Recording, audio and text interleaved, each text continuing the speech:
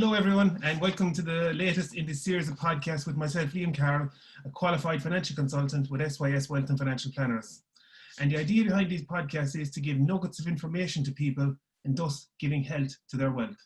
And I'm delighted today to be joined by Eileen Sheehan. And just give you a quick introduction on Eileen. Eileen's passion for well-being into the mainstream of everyday life is palpable. She teaches simple and effective methods for personal empowerment with yoga, energy healing, and essential oils, creating routine for peace of mind and wellness throughout your day. Following years spent studying holistic therapies and practicing yoga, Eileen returned to Limerick, specialising in one-to-one yoga, Reiki healing, and personal empowerment. She brings 10 years of Indian, Spanish, and French training and experience. Eileen combines her holistic practices and corporate world experience, ensuring the transition of change is practical and sustainable for your well-being. So, Eileen, thank you very much for taking the time to join us today. I think you bring 10 years of experience. I left out one of them, so I'll leave you pronounce it. I was afraid of getting it wrong, Eileen. And thanks very much. Thank you for having me here today. I actually just realized that I haven't really said, like, I'm an accountant in my background. I came from accountancy and made the transition into, I suppose, holistic health and wellness. And so that's where I came from. And that's where I suppose I blend the two with that experience. To have an experience in other sectors as well when you're in this industry, isn't it? Yeah, it all comes together really, and it gives a perspective to what I do as well for people. They know that I haven't, just been working in yoga or in health and wellness. So to bring that professional experience as well. Empathy. Perfect. I've got the first question that I start off with everybody really, Eileen, from a personal point of view initially, how has the COVID affected you? I would say the first month or two, I was actually quite happy to have a bit of downtime and quite enjoy going out for walks and taking it all in. And then maybe about month 3 and 4, I'm like, I'm kind of getting sick of this, meeting no one. Thank God for my family and that I live near them, so I was actually able to see them. And that was probably from a personal point of view. Professionally, obviously, everything stopped because there was nothing in person. So I was doing online classes, but I still miss my community because a lot of people wouldn't have the best Wi-Fi, or they feel there's too much noise at home with the kids, and just having that time and space for themselves. So there was a big change, to be honest. Yeah, massive change. It's coming across the board, I think, really, isn't it? With everybody, yes. That as well, dealing with your clients, that there's a huge adoption. Yeah, and I suppose there's there was already in life a lot of busyness, right? Then it slowed down, and then I suppose the uncertainty brought other feelings for people, so brought in anxiety and stress in a different way. You know what I mean? So like what I'm seeing now that I'm back in business, I suppose you could say, or back into practice, is I had to create a safe space for people myself. So I opened up my own space where I'm now specializing in one-to-one. So what's turning up is the uncertainty for people, so it's creating safe space now for people, and they know that they're safe coming, and I leave big space between one-to-ones if it's person, so that the next person knows I cleaned on the place and it's ready again for the next person coming in. Yeah, it's amazing. Everything's gone so hygiene conscious and everything now, and it's vital. And I think I saw someone that was out at your space, and I think you have huge area out there anyway, and you're living remote as well, which is an advantage when it comes to this kind of thing, Eileen. Would that be fair to say? It is fair to say. Like it's in the countryside. There's 2 little ponies that are out there as well in the field, so they're bringing people. So yeah, there's plenty of space. We're out in the fresh air, and that adds to it. It definitely does. It does. Perfect. I think we kind of covered there what challenges you faced from a professional point of view, so we kind of went through those. So just going to ask you, in your own experience, I suppose, in your own opinion, nuggets of advice you'd have for people, hopefully we're coming out of the COVID, but nuggets of advice you'd have for people, Eileen? So for anyone that's working at home, routine, I know they've heard it, but it is important. When you get up in the morning, try and keep it to the same time. Maybe get a bit of movement before you come to your seat. So even if you like going for a walk, go for a walk. 20 minutes, doesn't have to be a power walk. Just go outside, have 20 minutes. leave the phone behind. Reminder, leave the phone behind, right? Go for the walk. Well, I'm guilty of, no, I do take it, but anyway, yeah. You don't need it. You can ring them when you come back. And just have that time for yourself in the morning, that 20 minutes, and think about your day. Think about how you'd like your day to be. Usually, I would suggest that you set an intention for your day. So like what it is that you need. You need a bit of peace, a bit of calm. Maybe do you need more energy? Do you need focus? And say to yourself, you know, just for today, I am peaceful. Just for today, I have focus.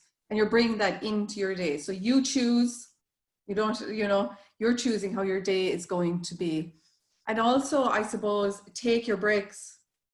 The screen time for anyone that's on screen, it's quite intense on the eyes. I think a lot of people have, it's been said anyway to me, and I've noticed myself, my eyesight, it's a little bit more sensitive, I suppose. So take the breaks from the screen, go make a cup of tea.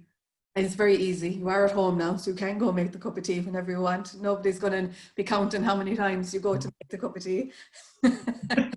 So yeah, I'd say it's bringing a lot more mindfulness into your day, and finish on time.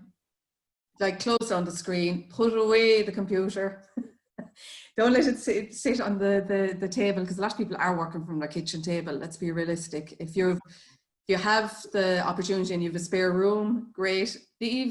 Leave the computer in there. Leave the room, you know, at the end of the day.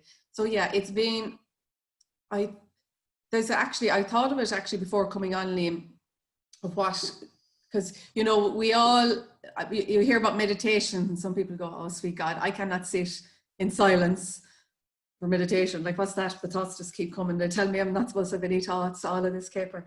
So there's a lovely app I would recommend to anyone, and it's called Insight Timer. I wrote it down so I'd remember it as a recommendation. It's free. Download it onto your phone and you'll find any type of meditation for any time of the day, and many different voices on there. So look for the one that suits you. Yeah. You put when we're uploading this, Eileen, you might just put up a link to that. Might be the heavy people would have it then, wouldn't that be? Yeah. Okay? No problem.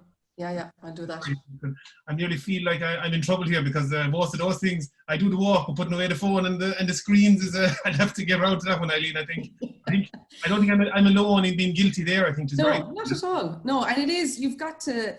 It's like anything, you know, when you're trying to practice something or you're learning something new, you have to put in the effort, and you'll fall off the wagon, back on again, and do it again. Yeah. All done it. Exactly. Yeah, exactly. Yeah. I suppose just from your own professional background, now if you want to go from your accountancy or your current background, any tips for people or something in the industry that's totally underused and people could get benefit out of using, Eileen? Anything in the industry? No question. That's a big question. I would actually, let's keep this very simple, right? So the most simple thing that we all have access to is actually to go out in nature. Like, it's free, you breathe easy, right? This is no matter what job you do, or no matter what you are, or where you are in any industry. Like, I would have friends that live, in apartments. So I live in the countryside, I'm blessed. Yep. I was able to go for walks during the lockdown, right? And, you know, you can stay within your radius, all great. If you live in an apartment and you don't have that access, you know, because who knows what will come again to us, go sit outside, put a couple of plants on the balcony, you know that when you sit and take really good breaths, that you're clearing the head. You're bringing the oxygen into the body, you're energizing your body, and that each exhale, you're just letting it go. So very much, that is like, and you might think walks in nature or being in nature is a little bit too simple, but it's that real knowing that we are a reflection. So at the moment we've autumn, the leaves are changing. Yeah. It's a time, it's going to get darker. We're going to be inside a bit more. We get a little bit quieter. We don't go out that much in general in the autumn. You know, there's, yeah. You know, we probably put on a bit of weight because we're eating more hearty food. You know, we're not out in the summer. We're not going here, going there. So it's a bit of, and this is what's coming, and to know that this is how it is. And to really, I think now, as you come in days are shorter. You feel it's a bit darker. And for some people, that's going to be a challenge in the morning. Getting up out of bed, it's dark. In the evenings, it gets shorter. So try and get outdoors in the bright. Take that time to go outside when the light is out there. Because whether we realize it or not, the seasonal does have an impact on us. So take that nature outside, get outside and breathe. There would be my tips for anyone, no matter what industry you're in, what you're doing. And even as the days when I was working as an accountant, always to go outside during your lunch, always outside, go for a walk after you've eaten. It just changes and gets you out of the air of the office, out of the air of the room or wherever you are right now, you know. That's very, and as you said, you kept it very simple, but it's information that can be used by anybody really. And I think as well, if you go for a walk, even for 10 minutes, as you said, after doing a couple of these Zoom calls, and I think it totally, you'd really be looking forward to them then as it happens. It refreshes. Yeah, and you're giving the eyes a rest. Right, yeah.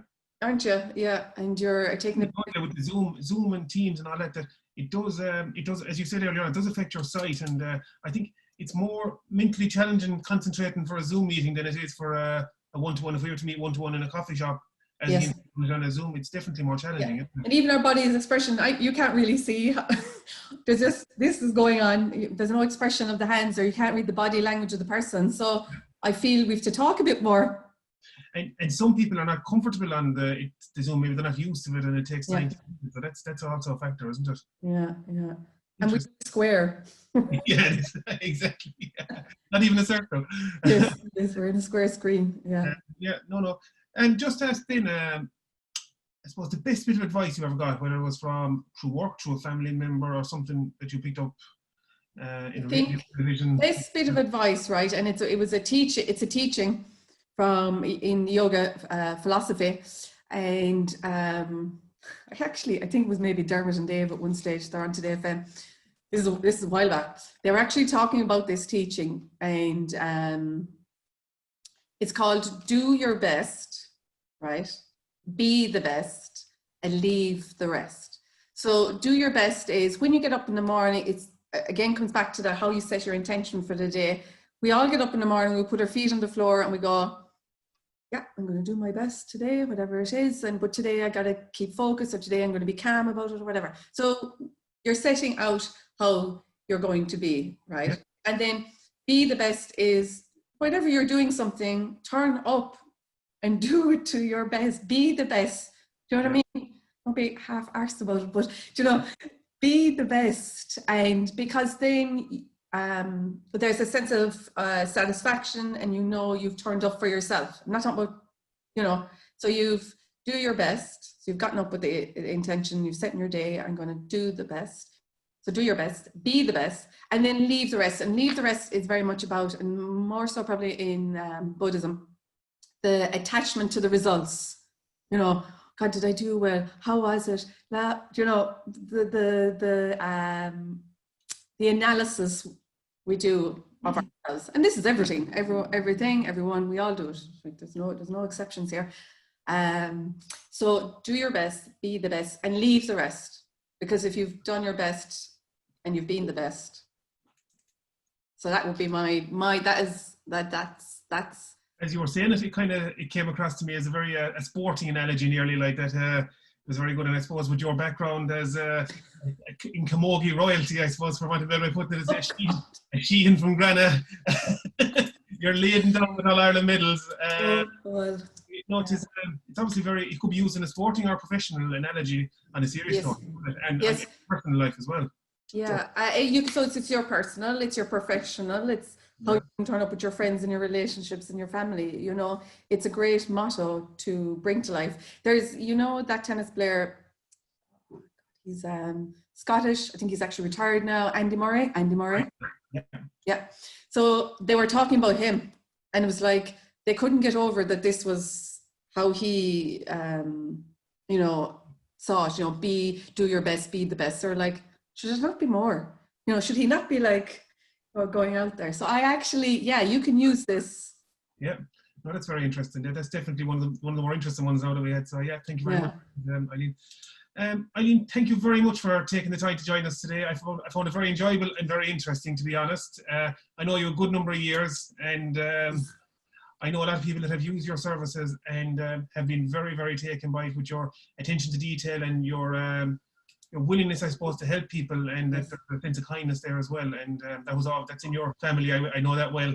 And I'd like to wish you the very best of luck for the future. And thank you very much for taking the time to join us today. Thank you, Liam. I thoroughly enjoyed it. Thank you. Okay, thanks.